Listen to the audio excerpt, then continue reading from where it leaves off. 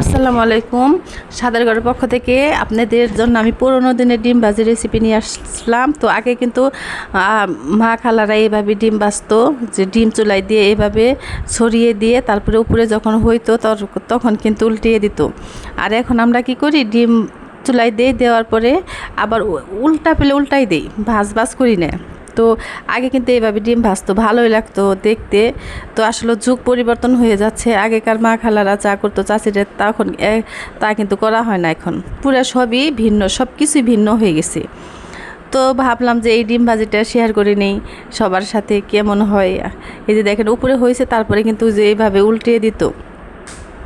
সত্যি আগেকার দিনও ভালো ছিল, আগেকার সব কিছু মজাও ছিল। সেই স্মৃতিগুলো মাঝে মাঝে মনে পড়ে। আজকে সকালে মনে হলো যে ওইভাবে ডিমটা ভাজি, তো ভাবলাম যে তাহলে আপনাদের সাথে আমি শেয়ার করে নেই কেমন হয়েছে। যদি ভালো হয় অবশ্যই কমেন্টস করে জানাবেন, লাইক করবেন, সাবস্ক্রাইব করে পাশে থাকবেন। ধন্যবাদ।